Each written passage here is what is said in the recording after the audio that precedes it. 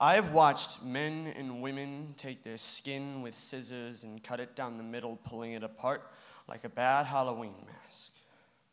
I have watched men and women sit there and paint themselves the color of whatever they want to be because they believed that a tattoo that they were born with all over would stop them from being whatever they believed was growing in that beautiful gut. I have watched men and women shatter mirrors and take the shards and cut it open, watching their wrists as a glass shard travels 28 centimeters across somebody's wrist just to find that is the end of the journey.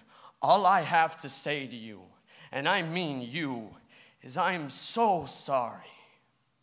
Stop me if you've heard this one before. There are some days where you can barely lift your wings. They are heavy and cold, wet with the teardrops that fall from that obscene fiery ball in the sky.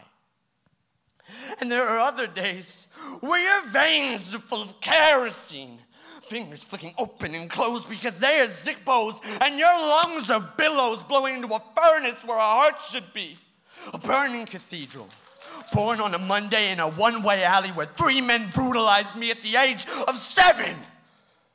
I knew what cement tasted like. And there are other days where you feel empty. The fires burn out, your wings dry, and you are left to curl up into a ball and let your outer carapace camouflage you mountaintop, cool and hard and empty, as if the blue pills I take in the morning full of amphetamines were instead black holes and capsules sucking the emotions inside of me by their tassels till I am left undecorated. A house made homeless, save its roof and front door. There's another thing that I've met both men and women who have suffered from. Men and women who are called whores. Houses with shattered windows and crooked panes, with cracked ceilings and faded stains. They're victimizers.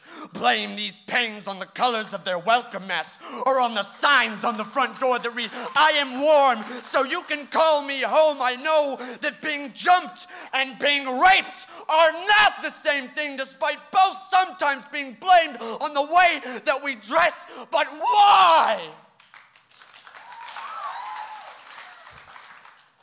Is it that in some situations I am called a victim and he or she, society, has the audacity to call just some broken home that should have known better than to be built in such a bad neighborhood? Are we that fucking blind? Are we stricken with guilty? Or do we just sew our eyes shut because we're too scared to admit that we don't know how to stitch bed sheets back together when they've been ripped from the seams? It seems we don't know anymore.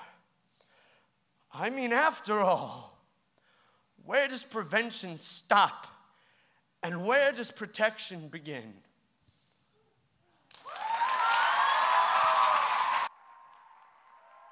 Micah Fletcher.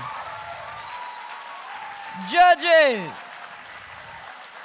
Hold them up high. We have 1 score. We have 2, 3, 4, and 5. From low to high, we have an 8.0, an 8.4, a 9.0, a 9.6, and a 10.